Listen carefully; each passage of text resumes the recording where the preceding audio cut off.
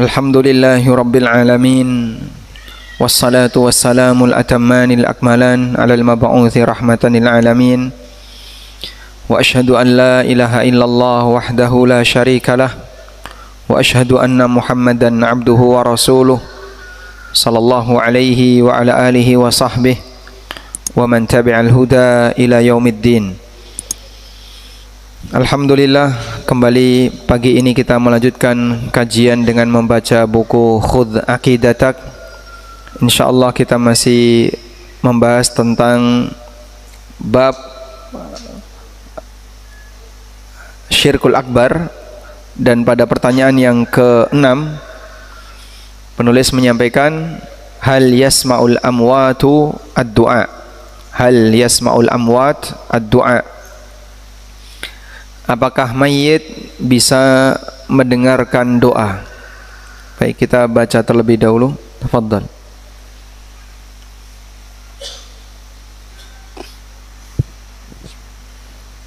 Bismillah, alhamdulillah, wassalatu wassalamu ala rasulillah. As-su'al as-sadis. As-su'al as-sadis. Lebih mikrofonnya begini. Su'al as-sadis. Hal yasma'ul amwatu ad-du'a? Al-jawab, la yasma'una. Qala Allah Ta'ala, innaka la tusmi'ul mauta. Suratul An-Naml. Wa ma anta bimusmi'im man fil qubur. Suratul Fatir. As-su'alus sadis. Pertanyaan yang ke-6. Hal yasma'ul amwatud du'a? Apakah mayit bisa mendengarkan doa? Al-jawab, la yasma'un. Mereka tidak bisa mendengarkan doa. Qala Allah Ta'ala, Allah Ta'ala berfirman, innaka la tusmi'ul mauta. Sesungguhnya kamu tidak bisa membuat mayit menjadi mendengar. Kamu tidak bisa membuat orang yang mati bisa mendengar. Di surat Fatir ayat yang lain Allah Ta'ala berfirman, wa ma anta bimusmi'in man fil kubur. Di sini bukan bimus'in ya, tapi bimusmi'in.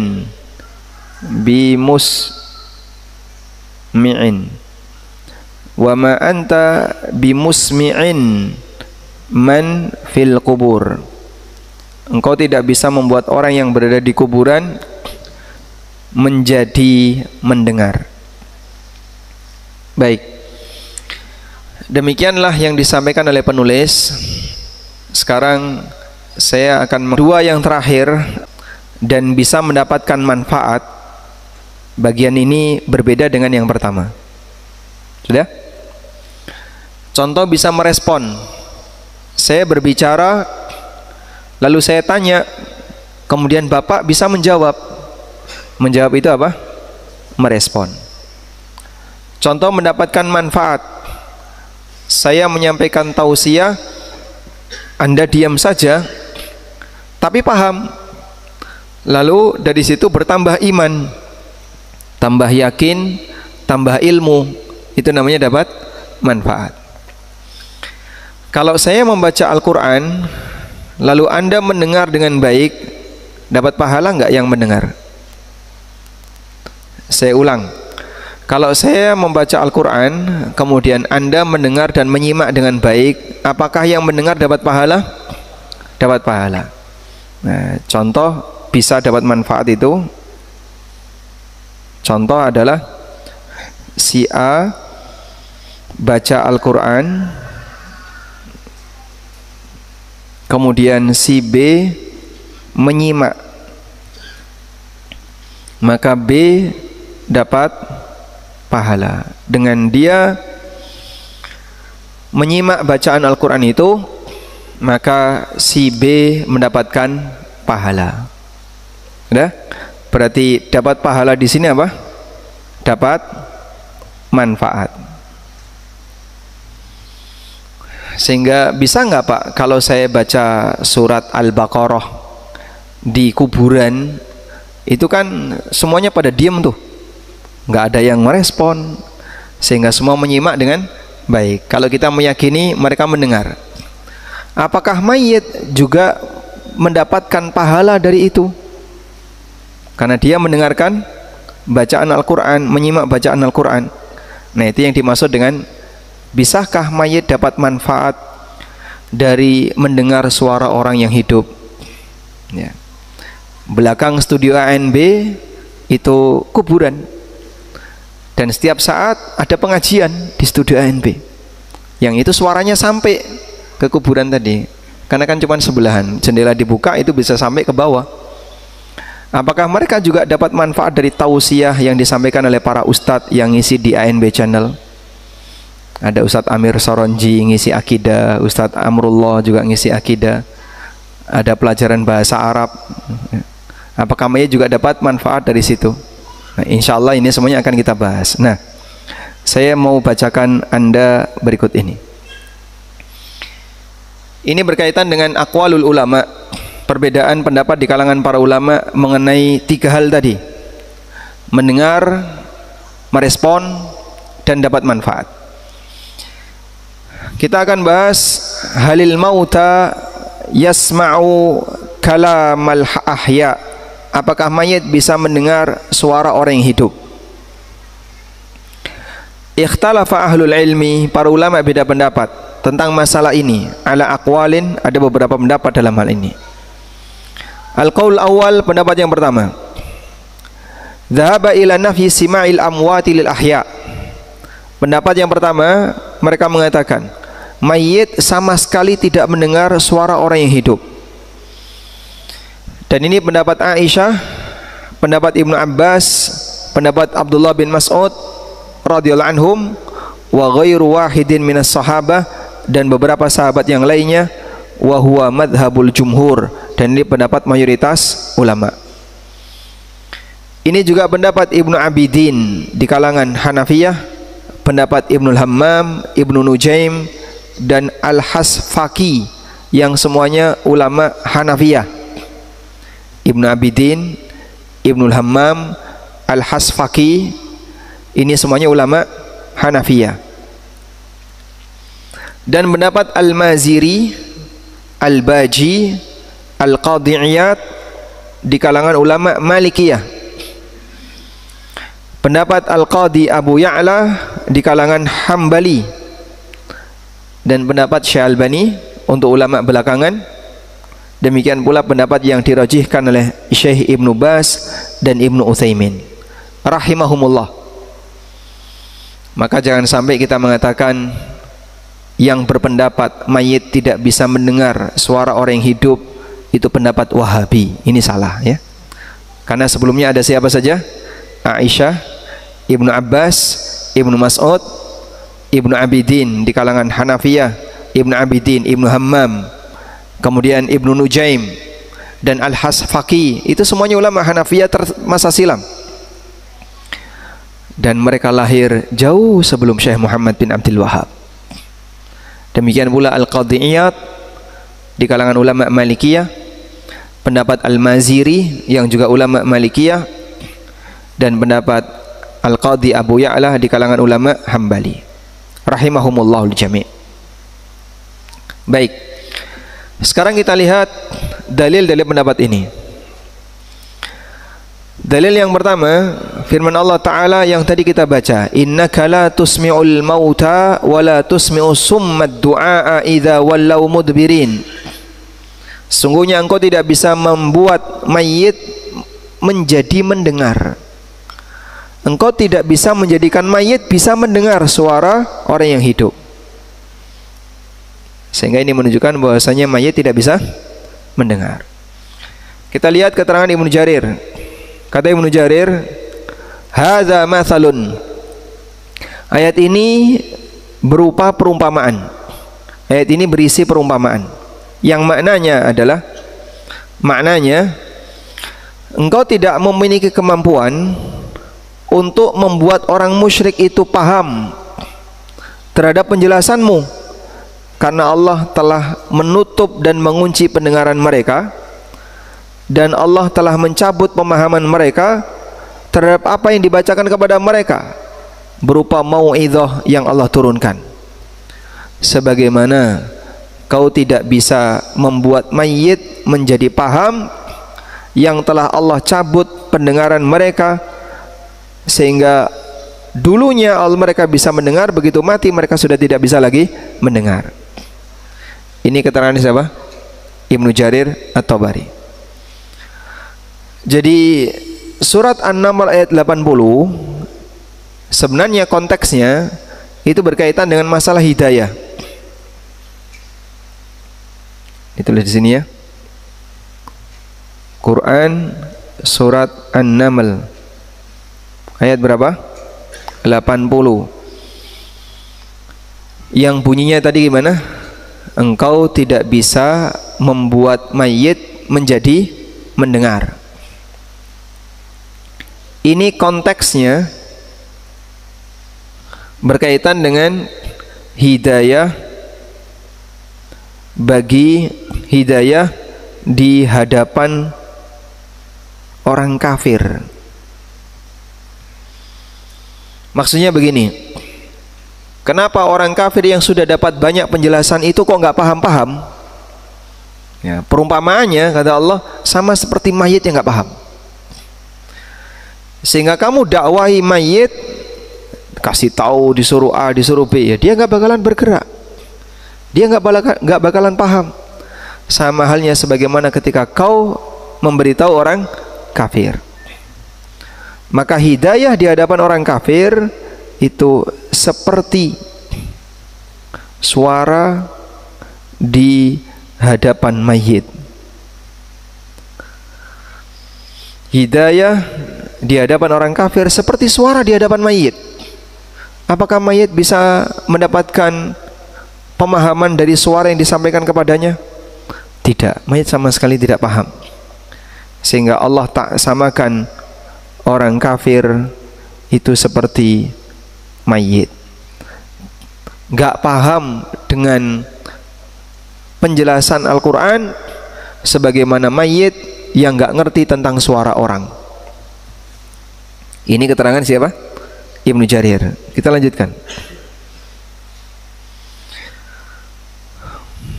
Thumma ruya bisnadihi as-sahih. Kemudian Ibnu Jarir membawakan riwayat dengan sanad yang sahih dari Qatadah, bahwa Qatadah bin Di'amah pernah mengatakan, hadza mathalun darabahu Allahu lil kafir. Ini adalah perumpamaan yang Allah buat untuk memisalkan orang kafir. Sebagaimana mayit tidak bisa mendengar panggilan, demikian pula orang kafir tidak bisa mendengar nasihat. Dan kaum Muhammad tidak bisa membuat mereka jadi mendengar. Artinya Nabi SAW sekalipun tidak bisa menjadikan orang kafir mau menerima hidayah, sebab hati itu ada di tangan siapa? Allah. Hati hamba ada di tangan Allah. Baik. Dan seperti inilah yang dipahami oleh Aisyah radhiyallahu anha, demikian pula yang dipahami oleh Umar bin Khattab radhiyallahu anhu ketika beliau melihat Nabi SAW berceramah di hadapan mayit-mayit orang kafir, ya, korban perang Badar. Jadi jasadnya Abu Jahal, jasadnya Umayyah bin Khalaf, dan para gembong-gembong orang musyrikin yang mati ketika perang Badar dikumpulin, dimasukkan ke dalam lubang, diceramai oleh Nabi SAW setelah 3 hari. Umar waktu itu ada, dan Umar tanya, ya Rasulullah, apa mereka bisa mendengar?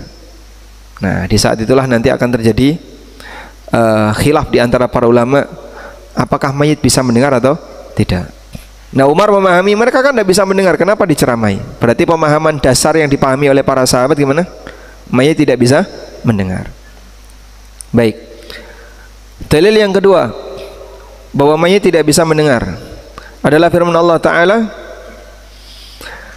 In tad'uuhum la yasma'u du'aakum walau sami'u mastajabu lakum wa yawmal qiyamati yakfuruna bisyirkikum wa la yunabbi'uka mithlu khabir. Kalaupun kalian memanggil mereka, arwah-arwah berhala-berhala yang sudah mati itu, arwah orang soleh yang sudah mati, mereka tidak akan bisa mendengar doa kalian. Kalaupun mereka mendengar, mereka tidak bisa merespon kalian. Dan besok di hari kiamat, mereka semuanya akan mengingkari perbuatan syirik yang kalian lakukan, sehingga Tuhan-Tuhan yang kalian sembah selain Allah itu akan mengingkari perbuatan kalian besok di hari kiamat. Sisi pendalilan dari ayat ini adalah bahwa orang soleh yang mereka mati kemudian arwahnya disembah itu tidak bisa mendengar setelah mereka mati. Maka bagaimana lagi dengan selain orang soleh? Mimbabi aula, tentu lebih tidak bisa mendengar. Ini sisi pendalilan dalil yang kedua. Sekarang dalil yang ketiga, hadis tentang lubang di daerah Badar.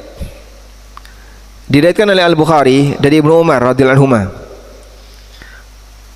Nabi SAW berdiri di sebuah lubang yang ada di Badar, dan itu adalah tempat pembuangan mayat-mayatnya orang kafir. Faqala, lalu beliau berceramah, bertanya, hal wajadtum ma wa'ada rabbukum haqqan, apakah kalian telah mendapatkan kebenaran dari apa yang diberikan oleh Rabb kalian? Piye, sudah ketemu siksa belum? Apakah kalian sudah menjumpai kebenaran itu? Tsumma qal, maka Umar kemudian mengatakan, innahum al'ana yasma'una ma aqulu. Kemudian Nabi SAW mengatakan, sesungguhnya mereka saat ini bisa mendengarkan apa yang aku ucapkan. Fadzukira li Aisyah, peristiwa ini pun diceritakan kepada Aisyah. Faqalat, lalu Aisyah mengatakan, innama qala an-nabiyyu sallallahu alaihi wasallam, sesungguhnya Nabi sallallahu alaihi wasallam mensabdakan, innahumul an, mereka saat ini, ya'lamun, mengetahui, annalladzi kuntu aqul, apa yang aku ucapkan itu benar, huwal haq, apa yang aku ucapkan itu benar. Tsumma qara'at, kemudian Aisyah membaca firman Allah, innaka la tusmi'ul mauta, sesungguhnya engkau tidak bisa membuat orang mati bisa mendengar. Baik, jadi begini, sudah ngantuk ya. Makanya tadi saya kasih mukadimah, ini pembahasannya agak sedikit rumit ya. Nabi SAW pernah menceramai siapa? Mayit perang Badar. Nah, ketika beliau menceramai mayit perang Badar, para sahabat itu beda pendapat dalam memahami. Sebagian sahabat memahami berarti mereka bisa mendengar saat itu. Ini pendapat yang pertama. Pendapat kedua mengatakan mereka tidak bisa mendengar selamanya, dan ini pendapat Aisyah. Nah, Aisyah ditanya, lalu kenapa Nabi SAW ceramah di depan mayit-mayit perang Badar itu? Aisyah mengatakan maksud Nabi SAW adalah mereka saat ini telah menjumpai, telah mengetahui kebenaran dari apa yang aku ucapkan, sehingga maksud mendengar di situ adalah mengetahui kebenaran yang aku ucapkan. Itu takwilnya Aisyah radhiyallahu anha. Dan hadis selengkapnya di bawah ini dari Abu Talhah radhiyallahu anhu, bahwa Nabi SAW pada peristiwa perang Badar, beliau merintahkan agar sebanyak 24 mayit pemuka Quraisy untuk dikumpulkan. Faqadzafu fi tawiyyin min atwa'i badrin khabithun mukhabbath. Akhirnya mereka pun dimasukkan ke dalam salah satu lubang di Badar. Jadi Bapak bisa lihat ya, daerah pegunungan itu kan kadang ada jurang-jurang kecil. Jadi itu bukan sumur yang isinya air, jurang-jurang kecil yang sudah tidak berfungsi, kadang dipakai untuk buang sampah dan seterusnya. Mungkin zaman PKI dulu kayak gitu ya, banyak lubang-lubang dipakai apa? Buang mayit. Sehingga ada gua-gua yang dia adalah lubang-lubang kecil masuk lorong ke dalam. 24 mayit orang kafir perang Badar dimasukkan ke situ. Dan peristiwa itu dilakukan setelah 3 hari. Jadi setelah selesai perang, pasukan bubar, masing-masing kembali ke daerahnya. Rasulullah SAW kemudian balik ke Badar dan memasukkan lubang-lubang itu dengan 24 mayit. Wa kana idza dhahara ala qaumin aqama bil arsah thalatha layalin. Dan Nabi SAW, kata Abu Talha, kalau beliau berhasil mengalahkan kaum tertentu ketika perang, maka beliau bertahan di luar di padang pasir selama 3 hari.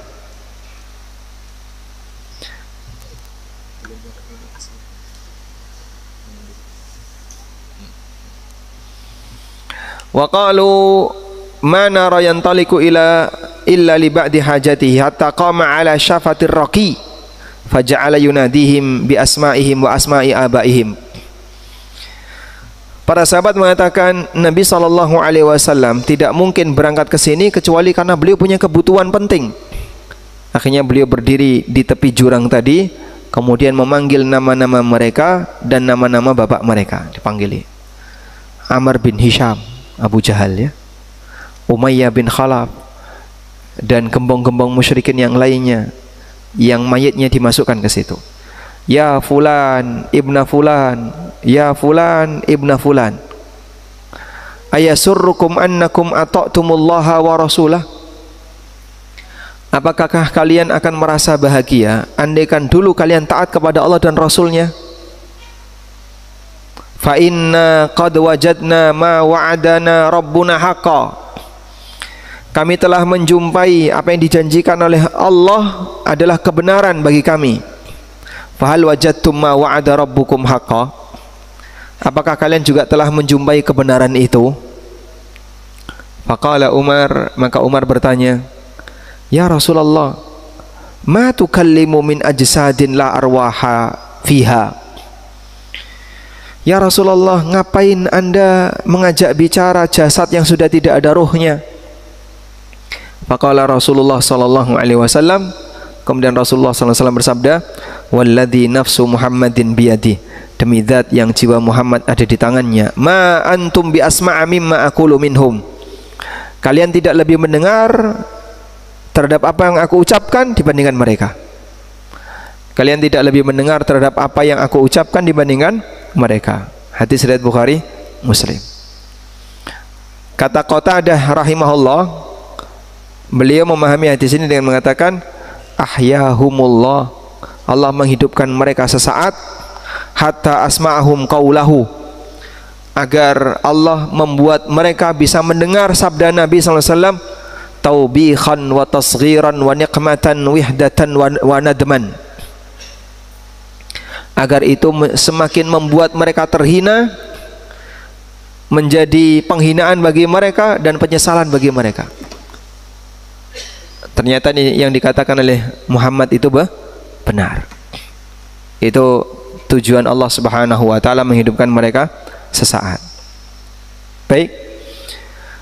Sehingga berdasarkan hadis ini, maka pada asalnya mayit tidak bisa mendengar, dan Nabi SAW ceramah seperti itu hanya terjadi saat itu. Saat itu mayit bisa mendengar, di luar itu mereka tidak bisa mendengar. Nah, dan inilah yang dipahami oleh Al-Alusi sebagaimana keterangan beliau dalam Ruhul Ma'ani, tafsir Al-Alusi. Dalam ayat itu ada kalimat al-ana, sekarang, menunjukkan bahwasanya mereka tidak bisa mendengar di selain waktu ini. Wa hadza al-faidah, dan inilah catatan yang sebagaimana yang dijelaskan oleh Al-Alusi dalam Ruhul Ma'ani. Wallahu alam. Baik, selanjutnya kita langsung beralih ke al-qaulu tsani, pendapat yang kedua. Sebagian ulama mengatakan bahwa mayit bisa mendengar secara umum tapi tidak setiap saat. Mayit bisa mendengar tapi tidak setiap saat. Kalau pendapat pertama tadi apa? Sama sekali tidak mendengar, namun bisa mendengar ketika itu hanya peristiwa khusus yang terjadi pada Nabi SAW saat beliau berceramah di hadapan mayit perang Badar. Ada juga yang berpendapat bahwa mereka bisa mendengar setiap saat, tapi mereka tidak bisa mendapatkan manfaat terhadap apa yang mereka dengar, bahkan sampai pun hanya sebatas memberikan jawaban. Sama sekali tidak bisa mendengar, sama sekali tidak bisa memberikan jawaban. Baik, kita lihat keterangan Ibnu Qayyim dalam kitab Ar-Ruh. Ibnu Qayyim dalam kitab Ar-Ruh, dan beliau termasuk di antara ulama yang berpendapat bahwa mayit bisa mendengar. Lalu bagaimana dengan tafsir wa ma anta bimusmi'in man fil kubur? Engkau tidak bisa membuat orang yang ada di dalam kuburan mendengarkan suaramu. Konteks dari ayat menunjukkan bahwa maksudnya adalah orang kafir itu mati hatinya, sehingga kau tidak bisa membuat mereka jadi mendengar untuk mendapatkan manfaat darinya. Sebagaimana orang yang berada di dalam kubur tidak bisa mendengar dan mendapatkan manfaat darinya.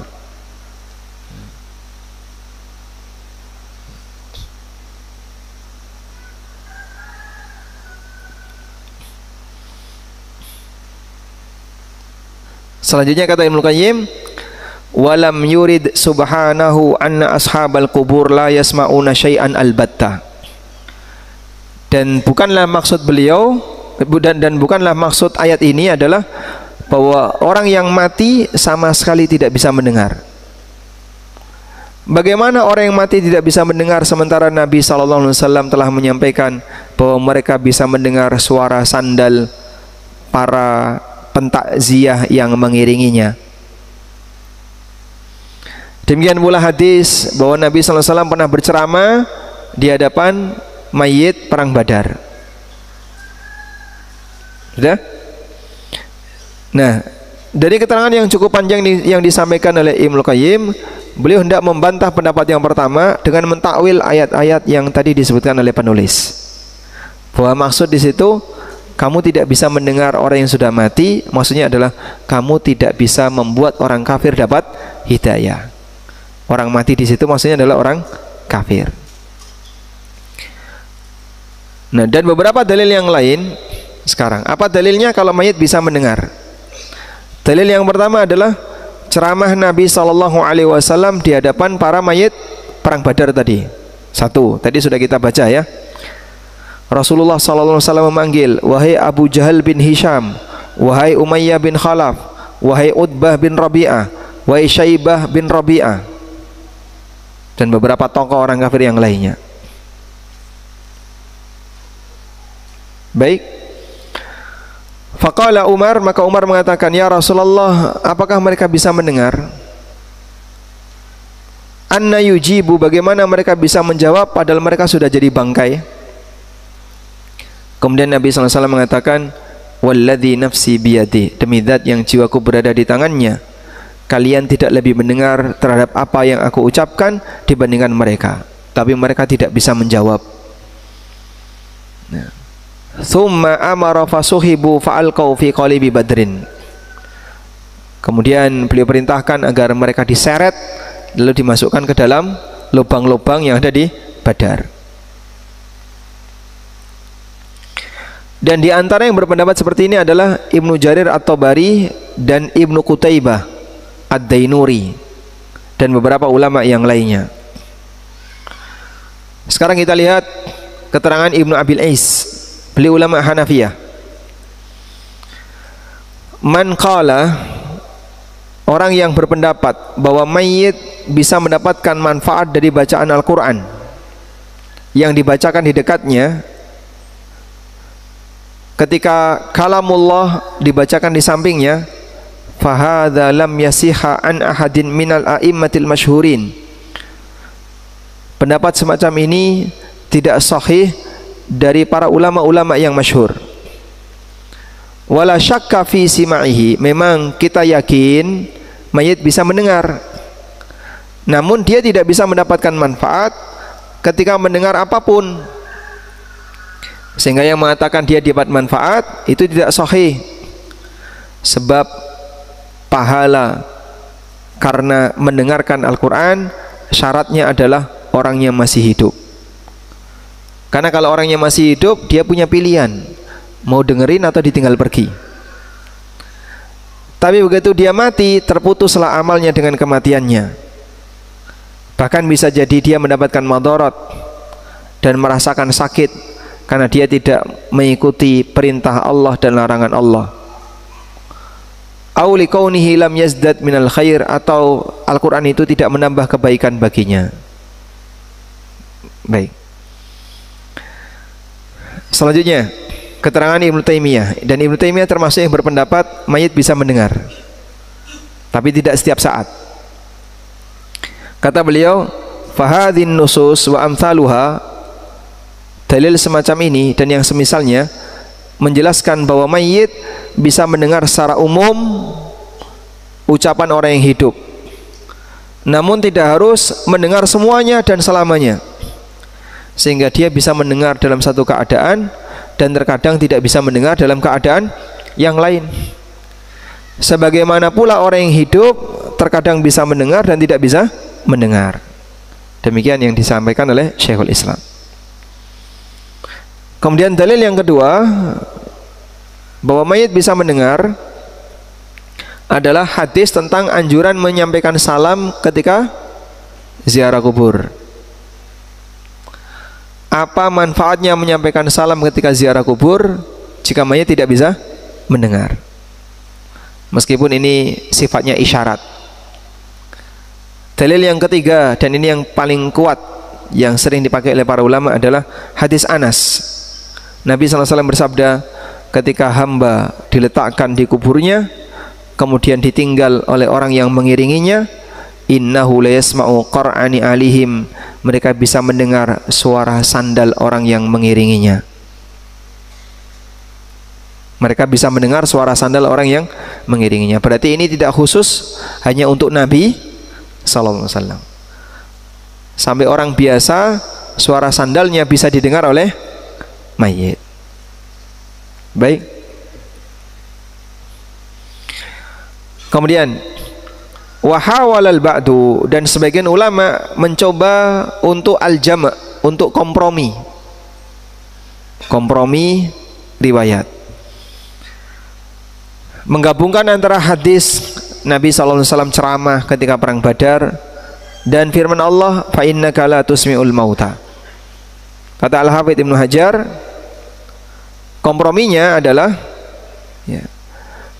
hadis Ibnu Umar dipahami anna mukhatabata ahlil qalib waqa'at waqtal mas'alah,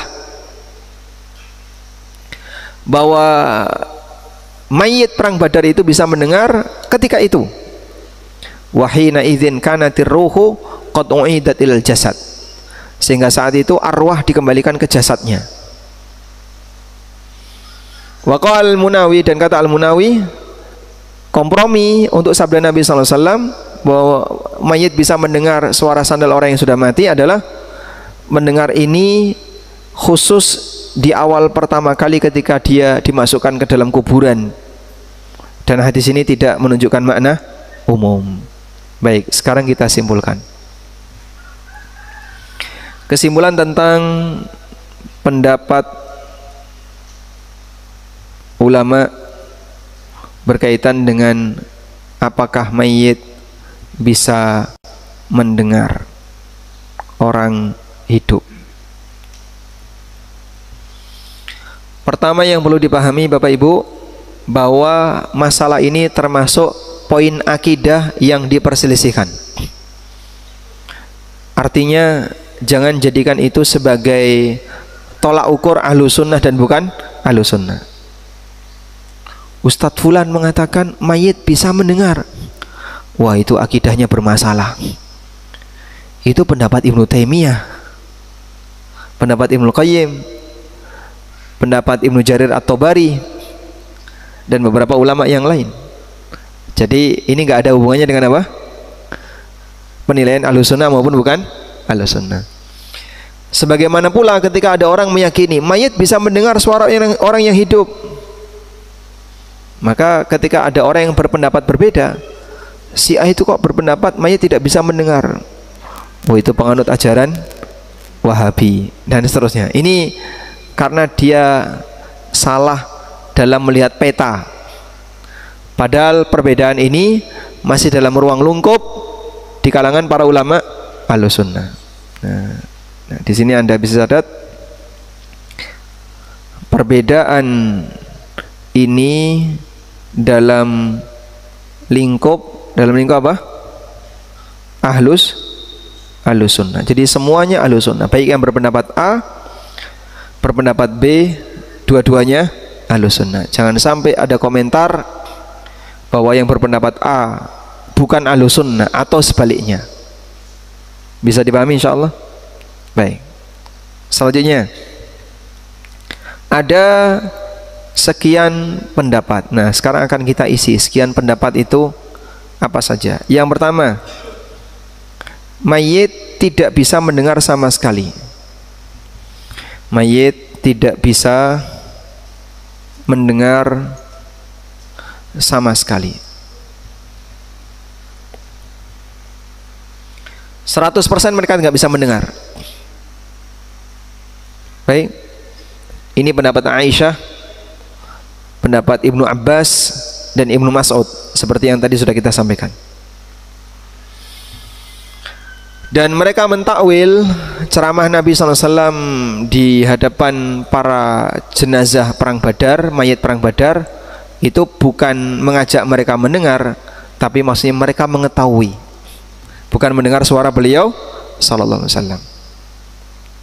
Pendapat yang kedua, mayit bisa mendengar, atau gini, mayit pada asalnya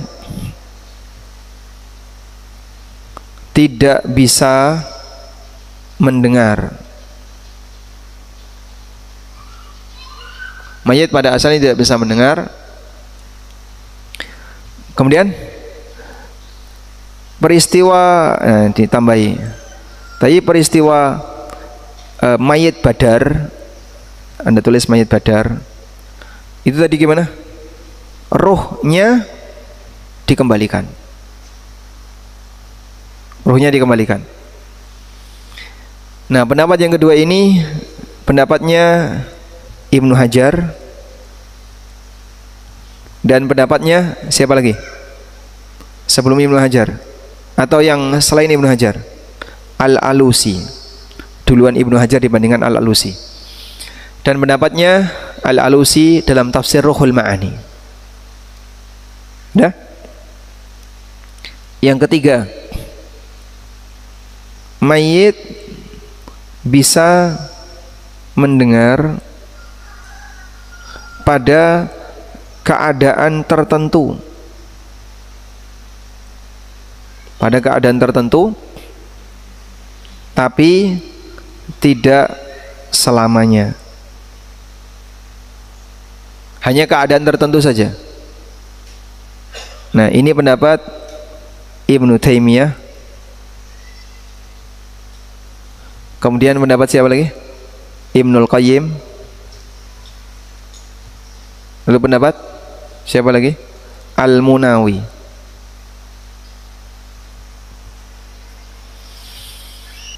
Cara memahami beberapa dalil yang tadi sudah kita sebutkan. Baik. Namun pada intinya tadi bahwa lingkaran-lingkaran pendapat ini atau aneka pendapat ini semuanya ada dalam lingkaran ulama Ahlus Sunnah. Sehingga Jawabannya tidak bisa. Mayit tidak bisa merespon. Dan hadza amrun badahi. Ini perkara yang kita pahami semua. Semua orang tahu mayit ketika dipanggil dia tidak bisa merespon. Maka posisi mayit yang tidak bisa merespon gak perlu dalil. Di dunia nyata saja kita sudah bisa melihat. Nanti Anda bisa main ke kantor ANB, panggil mereka ya. Kasih tahu ada duren misalnya. Apa mereka bangun? Tidak. Mereka bersuara? Tidak. Sehingga sama sekali mereka tidak merespon. Baik. Yang berikutnya, apakah mereka tadi tidak bisa merespon tadi apa? Ini perkara amrun badahi, perkara yang disepakati, aksioma. Amrun badahi itu perkara aksioma, semua orang tahu seperti itu. Jadi nggak perlu nyari dalil dari Al-Quran maupun hadis, kau bisa lihat sendiri dan buktikan secara langsung. Selanjutnya, apakah mereka bisa dapat manfaat? Apakah mereka bisa dapat manfaat? Jika bentuknya dapat manfaat adalah dapat doa, maka mereka bisa mendapatkannya. Maksud saya begini, jika kita mendoakan mayit dengan suara keras di kuburan, Anda datang ke kuburan lalu Anda berdoa, Allahumma ighfir lahum, Allahumma arhamhum, Allahumma afihim, Allahumma afu anhum, atau kalimat yang semisal, Allahumma ja'al kuburahum raudhatan min riyadil jannah, ya Allah jadikan kuburan mereka seperti taman surga, dengan suara keras, sehingga andaikan ada orang hidup di ujung kuburan bisa dengar. Mereka dapat manfaat nggak dari itu? Kalau doa mereka bisa dapat manfaat, tapi berupa manfaat apa? Manfaat doa, sehingga mereka dapat manfaat berupa dapat manfaat doa.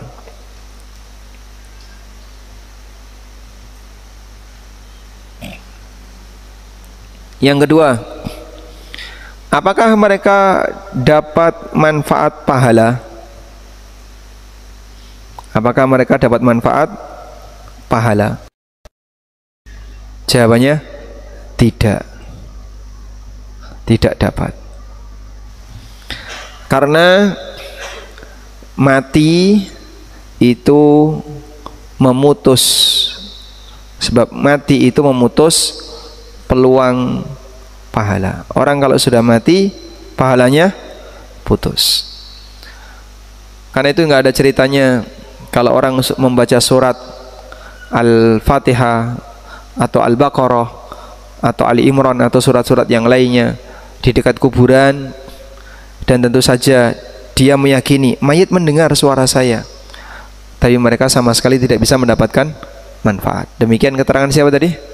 Ibnu Abil Iz dalam Syarah Akidah Thahawiyah. Wallahu a'lam. Baik. Bahkan kata Ibnu Abil Iz, bisa jadi mayit akan merasa sedih kalau dia mendengar. Ketika kita bacakan ayat-ayat Al-Quran, dia akan merasa sedih. Kenapa sedih?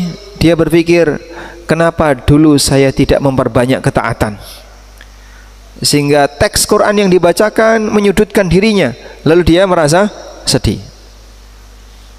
Nah, dan ini menunjukkan bahwasanya mereka tidak mendapatkan manfaat, walaupun mereka bisa sedih, tapi tidak bisa melakukan perubahan, nggak bisa tobat, nggak bisa nambah amal, sebab kematian memutus peluang untuk tambah amal. Baik.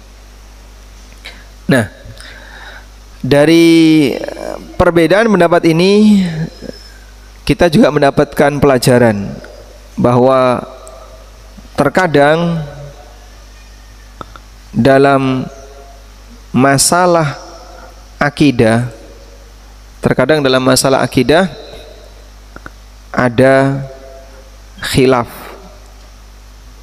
di kalangan ulama ahlus sunnah. Pak, ini masalah akidah kok masih beda pendapat?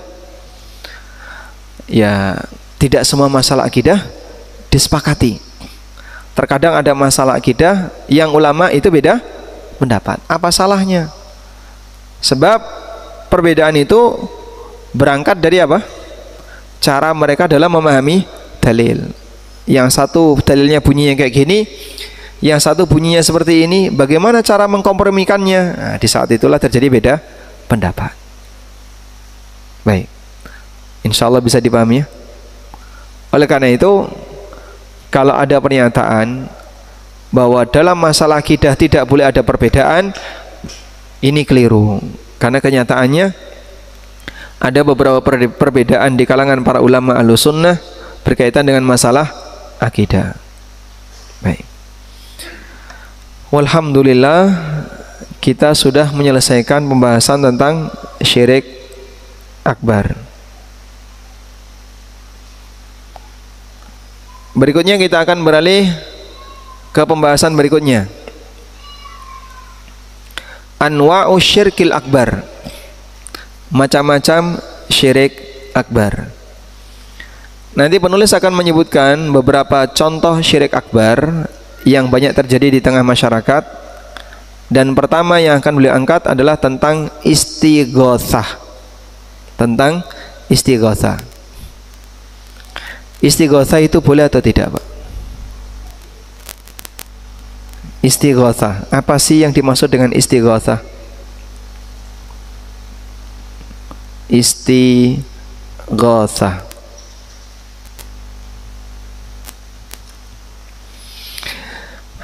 Coba Bapak, Masya Allah, dari mulai Bapak lahir sampai usia sekarang pinten Yuswa? 73. Sudah pernah istighotsah belum? Pernah istighotsah? Belum? Untuk Bapak belakangnya. Bapak merasa pernah nggak istighotsah? Pernah? Pernah. Belakangnya lagi? Sudah pernah istighotsah, Pak? Pernah? Pernah. Antum pernah istighotsah nggak? Pernah? Gimana istighotsahnya?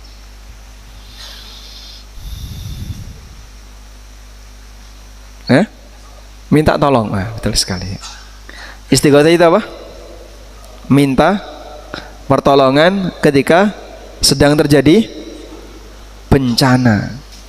Istighotsah itu minta tolong saat terjadi apa? Musibah. Jadi jangan sampai kita punya pemahaman, oh istighotsah itu nggak boleh, itu apa itu, nggak ada dalilnya, Masya Allah. Salah ya. Gimana istighotsah tidak ada dalilnya? Kita diperintahkan untuk banyak minta tolong kepada Allah. Sehingga apakah kita pernah istighotsah? Seharusnya pernah. Zaman Covid kemarin ya, saat kita sedang sakit, di situasi genting, kita banyak minta kepada Allah, minta sembuh ya Pak. Itu apa itu? Istighotsah. Orang naik pesawat ya, kemudian terjadi turbulensi. Saat terjadi turbulensi, mereka teriak apa? Allahu Akbar, Allahu Akbar. Teriaknya Allahu Akbar atau minta, ya Allah selamatkan kami, ya Allah. Itu apa? Istighotsah. Orang naik perahu kemudian terombang ambing ombak, lalu dia memohon kepada Allah agar diselamatkan. Itu apa?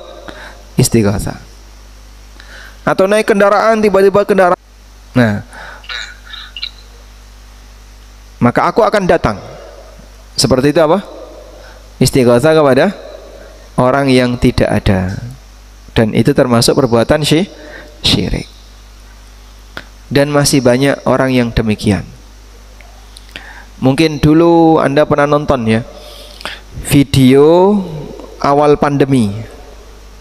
ada ibu-ibu pakai kemben, dia duduk di tengah perempatan 0 km Malioboro. Nah, terus bawa apa itu Pak? Bawa yes pokoknya perlengkapan, kemudian dia berritual tertentu. Nah, itu contoh istighatsah kepada selain Allah. Dan masih banyak beberapa orang yang kadang memanggil arwah, katanya akan menolong dia ketika dia sedang mengalami kesulitan. Itulah bentuk istighatsah kepada selain Allah. Maka istighatsah di sini bisa mewakili perbuatan tauhid sebagaimana bisa mewakili perbuatan syirik. Ini istighatsah kepada Allah. Dan syirik ini jika bentuknya istighatsah kepada mayit atau orang gaib, orang yang tidak ada di tempat. Contohnya tadi ya, minta tolong kepada orang yang tidak ada di tempat. Itu semuanya istighatsah syirik. Lalu ada satu lagi, istighatsah yang mubah. Ini minta tolong kepada orang hidup, terus yang mampu, terus apa lagi? Hadir. Nah, 3 ini, orangnya masih hidup, dia mampu dan hadir. Rumah bapak didatangi perampok, langsung telepon 911 911. Nelpon siapa? Petugas. Pak, ada perampok di sini. Nah, Anda melakukan istighatsah ketika itu, minta pertolongan kepada petugas. Boleh nggak kayak gini? Syirik itu kepada selain Allah. Ya enggak. Itu istighatsah kepada makhluk yang masih hidup, mampu dan hadir. Saat nelpon 911 ya, kemudian diangkat, ada yang bisa saya bantu? Pak, saya butuh pertolongan. Baik, ada di kuburan mana ini? Wah, berarti yang ngangkat kantornya di kuburan udah. Nah, istighatsah seperti itu hukumnya boleh. Contoh ya, ada orang kemalingan terus teriak, maling, maling, maling. Itu apa itu? Istighatsah. Minta bantuan siapa? Tetangga. Dia minta bantuan tetangga. Kebakaran, kebakaran, teriak-teriak. Banjir, banjir, teriak-teriak. Itu istighatsah minta pertolongan kepada tetangga. Boleh kayak gitu? Boleh. Jangan sebut syirik. Itu istighatsah yang mubah. Baik. Tugas. Ya, tugas ya. Buka mushaf. Sudah buka mushaf? Carikan ayat yang menyebutkan tentang istighatsah yang mubah yang pernah terjadi di zaman Nabi Musa. Waktunya 1 menit. 1 menit mulai dari sekarang. Udah ketemu?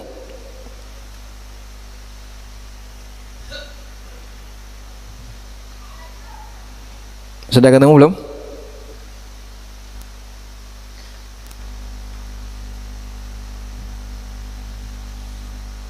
Sudah?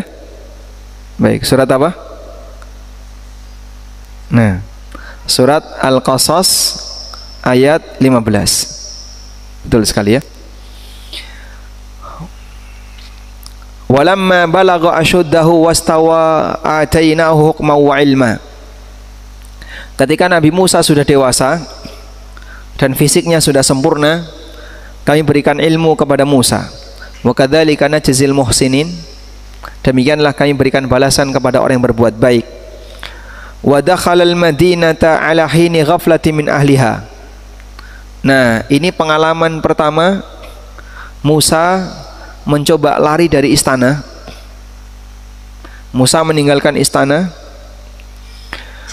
dan beliau ke kota Mesir ala hini ghaflati min ahliha, ketika suasana istana tidak sedang ketat, penjagaan tidak sedang ketat ya, dan ini calon nabi, karena pada peristiwa ini beliau belum jadi nabi.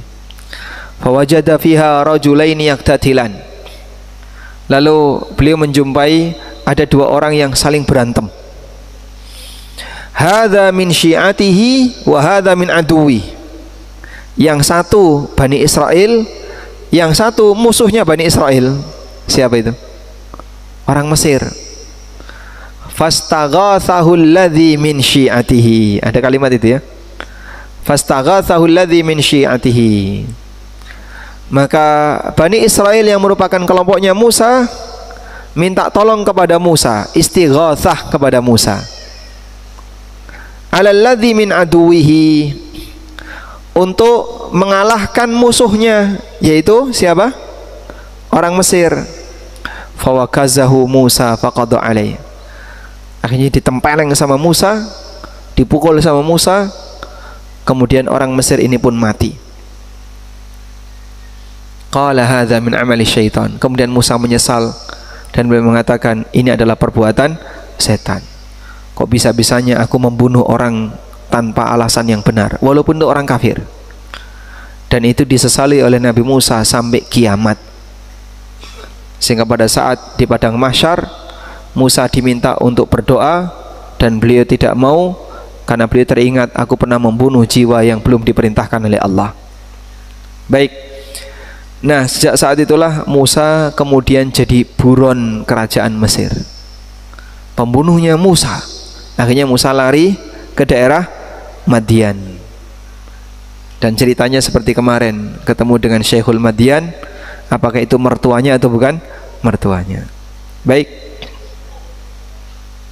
Nah, dari sini ada bentuk istighatsah yang mubah, yaitu istighatsah makhluk dengan makhluk pada posisi makhluk itu masih hidup, dia mampu mewujudkan dan hadir.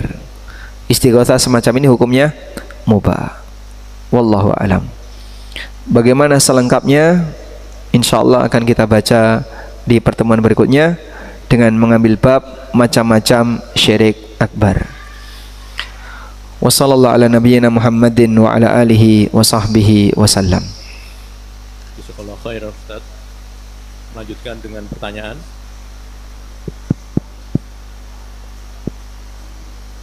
Assalamualaikum. Apa hukum coba di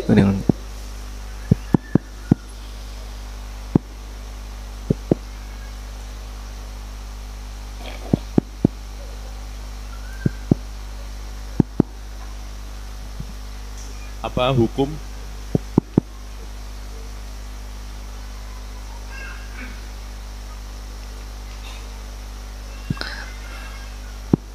dipegang ujungnya seperti ini, Pak.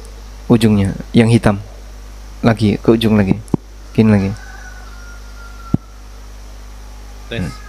Jadi begini.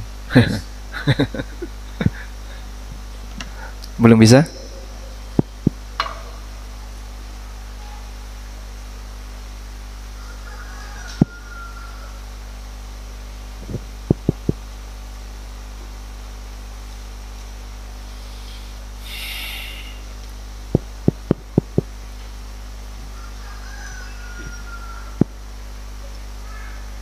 tes? Baik.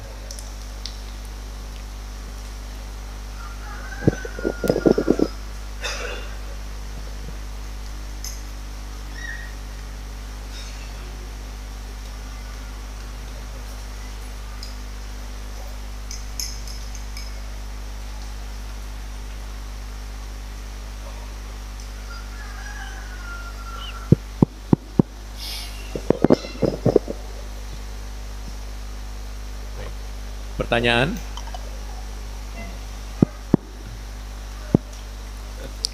Alhamdulillah. Baik, nanti saya ulang insyaallah. Ya. Baik, pertanyaannya Zat. Apa hukum menyampaikan tes.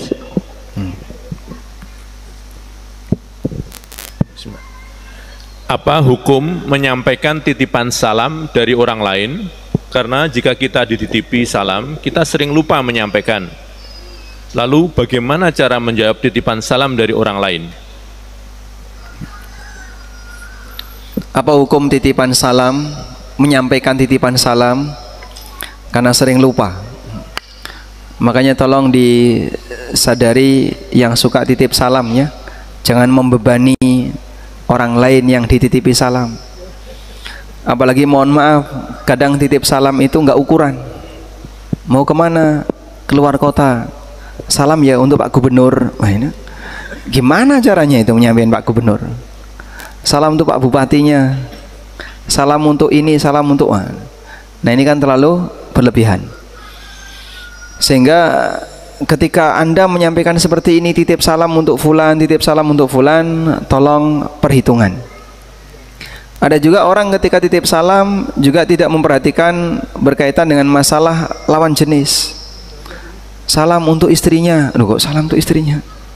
Nanti bingung cara menyampaikannya, apalagi lewat suaminya. Sehingga hal yang tidak sopan semacam ini jangan dilakukan. Selanjutnya, apa hukum menyampaikan titipan salam ini? Ada dua pendapat. Pendapat pertama mengatakan menyampaikan titipan salam semacam ini hukumnya wajib, karena itu amanah. Sehingga ketika Anda dititipi salam, maka yang dititipi wajib menyampaikan kepada tujuan, karena ini adalah amanah. Dan ini pendapat An-Nawawi. Jika dia tidak menyampaikan, maka berarti dia telah menyepelekan amanah. Pendapat kedua mengatakan bahwa menyampaikan titipan salam hukumnya tidak wajib, kecuali jika Anda mengiyakan atau yang titip menekankan. Jadi pada asalnya tidak wajib. Sehingga misalnya si A titip salam kepada si B, wahai B, katanya kamu mau menemui C. Iya, aku titip salam ya, sampaikan ke C. Pada asalnya B tidak wajib menyampaikan, kecuali jika B menyanggupi, baik nanti akan saya sampaikan. Nah, berarti kalau seperti itu jadi komitmen. Atau yang kedua, si A menekankan, sehingga A bilang kepada B, wahai B, aku titip salam ya, tolong sampaikan ke C. Ingat, ini amanah dari saya ya, pokoknya jangan sampai tidak kamu sampaikan. Nah, ini penekanan. Nah, ketika sudah demikian, maka wajib bagi B untuk menyampaikan ke C. Sehingga menurut pendapat yang kedua ini, hukum titipan salam ada tiga keadaan. Pertama, hukum asalnya tidak wajib. Yang berikutnya adalah wajib jika dia menyanggupi, yang dititipi menyanggupi, atau wajib ketika ada penekanan dari yang titip. Ini amanah ya, tolong jangan sampai tidak disampaikan. Dan ini pendapat Al-Hafidh Ibnu Hajar. Dan alasan Al-Hafidh Ibnu Hajar bahwa titipan salam ini statusnya seperti wadiah, seperti barang titipan. Barang titipan itu jika yang dititipi bersedia menerima, maka wajib jaga. Bapak misalnya mau pergi, lalu bapak naruh tas di depan orang, di depan teman. Aku titip ya, saya mau ke toilet. Ya? Yang dititipi ini boleh nolak nggak? Boleh nolak nggak? Boleh. Dan saya nggak mau, saya mau pergi, jangan dititip saya. Boleh nolak dia? Boleh. Nah, wadiah seperti itu. Kecuali kalau yang bersangkutan bersedia, ya sudah taruh situ, tak jagain. Anda taruh tas itu, kemudian Anda tinggal ke toilet. Maka yang tadi sudah bersedia menerima titipan wajib menjaganya, karena dia sudah bersedia untuk menerimanya. Bisa dipahami ya? Dan insya Allah pendapat Ibnu Hajar ini yang lebih kuat, bahwa titipan salam hukum asalnya tidak wajib, kecuali jika yang dititipi dia berkomitmen untuk menyampaikannya. Selanjutnya, bagaimana cara membalas titipan salam? Cara untuk membalas titipan salam ada dua. Yang pertama, cukup memberikan balasan kepada yang titip saja. Memberikan balasan kepada yang titip saja. Misalnya, si A titip salam kepada si B agar disampaikan ke si C. Nah, C balas. Ketika C balas, dia hanya menyampaikan salam balik untuk A. Udah. Nah, untuk yang seperti ini hukumnya wajib, dan ketika dia sudah mengatakan salam balik untuk A, berarti dia sudah menggugurkan kewajiban. Salam balik untuk A itu bisa dengan ungkapan wa alaihis salam, dan salam untuk A. Ya. Berarti B ini nggak dapat salam, B nggak dapat balasan, karena cuman A saja yang dikasih salam. Paham insyaallah? Baik. Kemudian cara yang kedua, salamnya dibalas untuk B dan untuk A. Maka kita balasnya wa alaika wa alaihi salam, dan salam untuk kamu dan untuk dia, sehingga dia ngasih salam kepada dua orang. Nah, yang kedua ini sunnah. Saat dia ngasih balasan salam untuk yang dititipi, maka dia memberi tambahan, dan ini hukumnya apa? Sunnah, dan ini yang terbaik. Nabi SAW, beliau pernah dapat salam dari seseorang. Ya Rasulullah, ayahku titip salam untuk Anda. Kemudian Nabi SAW memberikan balasan, wa alaika wa ala abikas salam. Semoga keselamatan juga tercurah untukmu dan untuk bapakmu. Jadi dua-duanya dikasih, dan ini yang terbaik. Namun yang wajib minimal adalah membalas salam orang yang titip tadi. Wallahu a'lam. Cukup, sudah cukup. Baik. Baik, demikian yang bisa kita bahas. Semoga apa yang kita bahas ini menjadi ilmu yang bermanfaat. Allahumma anfa'na bima 'allamtana wa 'allimna ma yanfa'una warzuqna ilma. Wa sallallahu ala nabiyyina Muhammadin wa ala alihi wa sahbihi wa sallam. Wa akhiru da'wana anil hamdulillahi rabbil alamin. Wassalamu alaikum warahmatullahi wabarakatuh.